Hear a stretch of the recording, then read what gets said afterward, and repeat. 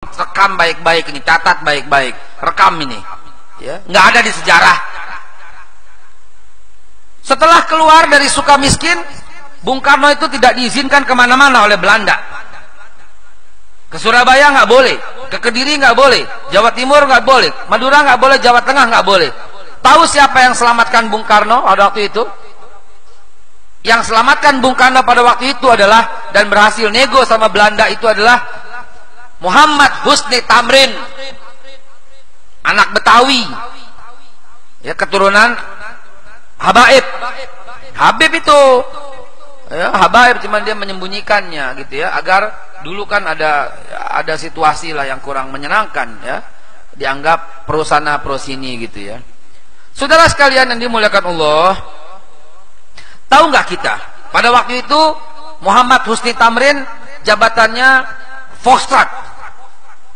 Volkstraat itu ketua MPR DPR zaman Belanda dulu. Nah, Haji Muhammad Husni Tamrin inilah yang kemudian menyelamatkan Bung Karno. Dan tahu nggak di mana Bung Karno dititipkan? Bung Karno tidur di rumah Habib Ali bin Abdurrahman Al-Habsyi Kuitang. Beliau tinggal di sana selama 4 bulan. Ini sejarah mesti mencatat ini.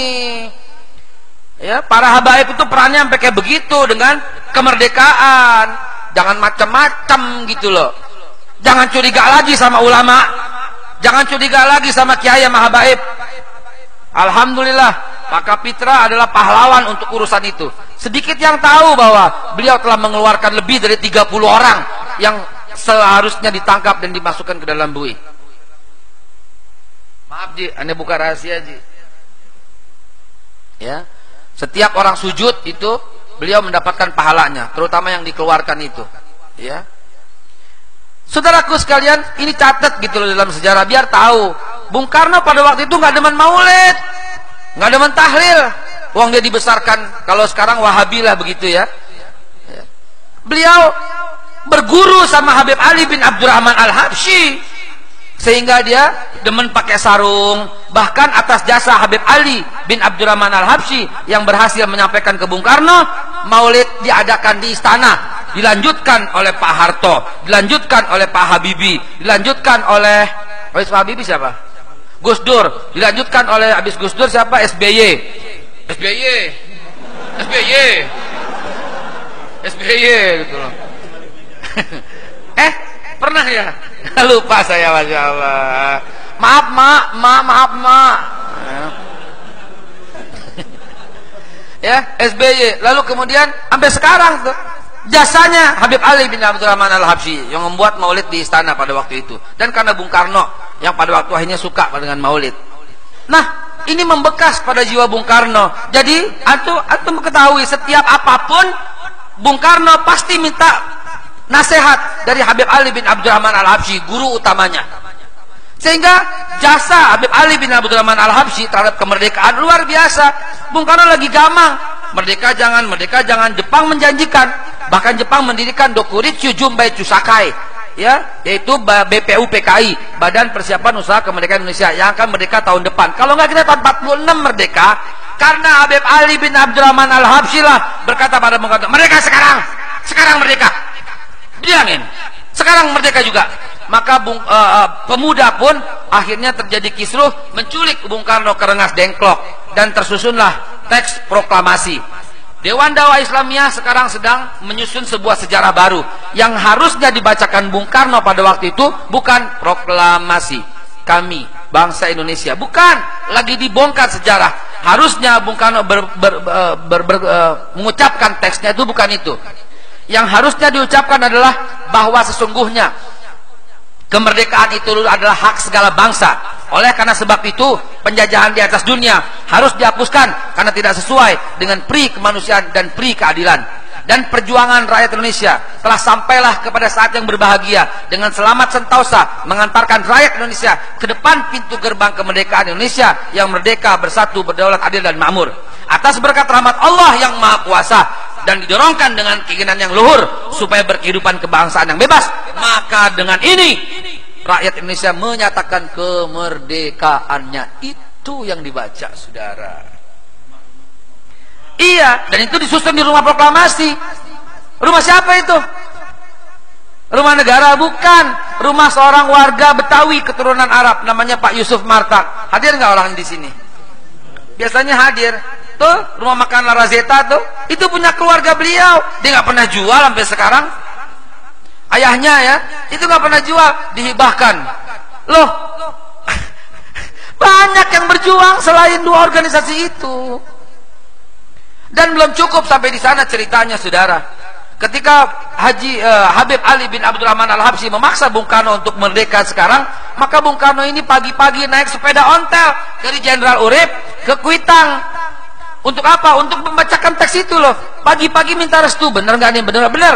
Kami doa dari sini. Sholawat nggak berhenti. Sholawat mengiringi. Kan Bung Karno terlambat. Dari jam 7.30 dibacain jam 10.30. Dia ke rumah gurunya dulu. Dia ke rumah Habib Ali bin Abdurrahman Al-Habsyi dulu untuk apa? Untuk konsultasi.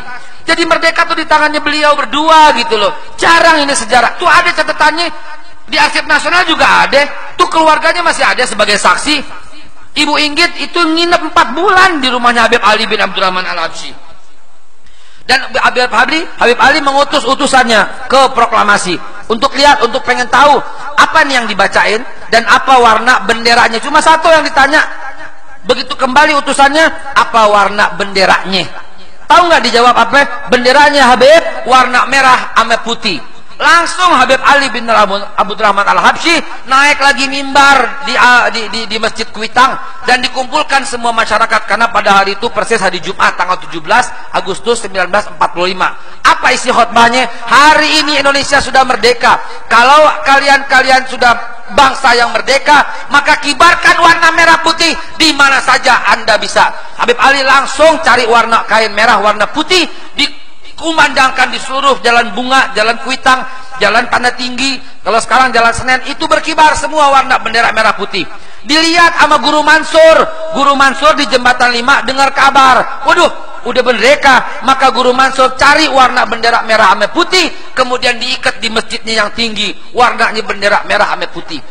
Di Bidara Cina, Habib Salim bin Ahmad bin Jindan juga mengumpulkan semua orang, dikumpulkan sama Habib Ali bin Habib Ali bin Salim bin Jindan, dikumpulkan semua, kumpul. Sekarang kita udah merdeka, kita harus kibarkan warna bendera merah sama putih. Jadi warna bendera merah sama putih ada di dada para habaib, ada di dada para ulama, ada di dada para kiai. Jadi jangan curiga, kita cinta tanah air lebih cinta daripada orang-orang yang mengaku cinta Indonesia. Orang-orang yang mengaku cinta Indonesia, diam mulutnya 1000 bahasa. Ada orang Cina yang korupsi 35 triliun, tapi rajin nyinyir dengan cat Habib yang penuh fitnah, tapi dengan mengumandangkan cinta Indonesia. Lo kalau cinta Indonesia, lo nyinyir dong. 35 triliun itu dibawa kabur. Sekarang DPO, itu yang mesti DPO. Habib dibikin DPO, dicondet. Ada Habib Muhammad bin Ahmad Al-Haddad, tempat kami belajar, tempat saya belajar alif bata sama beliau. Habib Muhammad bin Ahmad Al-Haddad kemudian tarik warna bendera merah putih, dikumpulkan semua masyarakat Condet, dari mulai Kelurahan Cilitan sampai Balai Kambang, sampai Batu Ampar, sampai Kampung Gedong. Dulu namanya Kampung Gedong, sampai sekarang masih Kampung Gedong. Tuh ada saksinya tuh, dibakar sama Jepang pada waktu itu. Dikumpulkan semuanya. Habib Muhammad bin Ahmad Al-Haddad teriak, harus kibarkan warna bendera merah sama putih. Di Petojo ada Habib Ali bin Muhsin. Ini paling miskin, sangat miskin saudaraku. Pada waktu itu beliau akhirnya mencari dan tidak ada kecuali hordeng yang berwarna merah. Didedel hordengnya itu, dijahit sama jubah yang berwarna putih untuk dikibarkan di Petojo. Di Menteng ada Guru Romli. Guru Romli juga begitu, dikumpulkan semua. Di Cipete ada Guru Naim. Guru Naim juga mengumpulkan semuanya. Di Kampung Melayu ada Kiai Haji Thohir Rohili yang punya At-Tahiriyah, dikumpulkan semua santrinya. Di Bukit Duri ya ada Abdullah Syafi'i, Abdullah Syafi'i, Kiai Haji Abdullah Syafi'i, dikumpulkan semua muridnya ini, dikumpulkan semua untuk menyiarkan warna bendera merah sama putih. Di Mangga 2 ada Habib Alwi Jamalul Lail. Habib Alwi Jamalul Lail mengumpulkan semuanya, dan orang yang paling dicari sama Jepang pada waktu itu. Di Bekasi ada Kiai Haji Nur Ali, dia kumpulkan semua. Tanggal 16 bulan Agustus, sehari setelahnya, Jepang marah, Jepang jengkel, dicari itu semua tuh para pelaku-pelakunya, dari mulai Habib Muhammad, Habib Ahmad, Habib Salim, Habib Ali, dicari semuanya, dicari, dikumpulkan, ditangkep-tangkepin, disetrum, dipenjara, dipopor. Palanya Habib Ali bin Abdurrahman Al-Habsyi itu bocor berdarah-darah, nggak putus darahnya sampai dia kembali ke Kuitang, saudara. Ini ulama, ini para habaib yang ikut berjuang, dan setelah di black dadanya semuanya pasti ada warna bendera merah sama putih. Takbir, takbir. Jangan lagi curiga, saudaraku, dengan kiai. Jangan lagi curiga sama ulama. Warna bendera merah sama putih ada di dada kami, saudara. Sampai hayat di kandung badan kami paham, kami ngerti gitu loh, bahwa mempertahankan NKRI bagian daripada jihad.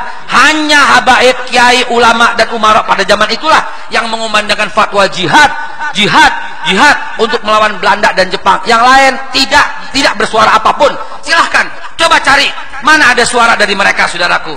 Karena itu jangan lagi curiga sama ulama, jangan lagi curiga sama kiai, jangan lagi curiga sama habaib.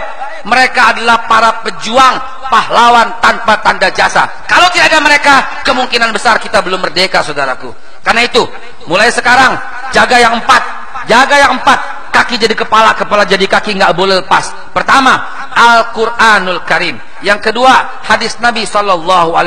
Yang ketiga, sunnah sahabat-sahabat. Yang keempat, ulama. Ini yang Nabi pesan. Taraktu fikum amrayni lan tadillu ma tamassaktum bihima, kitabullah wa sunnatan nabi wa alaikum bisunnati usnatun khalafar rasyidin wal ulama warasatul anbiya. Selamat di kandung badan, insya Allah. Sudah waktunya kita langsung qomat, kita salat isya berjamaah. Hadanallahu wa iyyakum ajmain. Billahi taufiq wal hidayah wal afu minkum. Wassalamualaikum warahmatullahi wabarakatuh.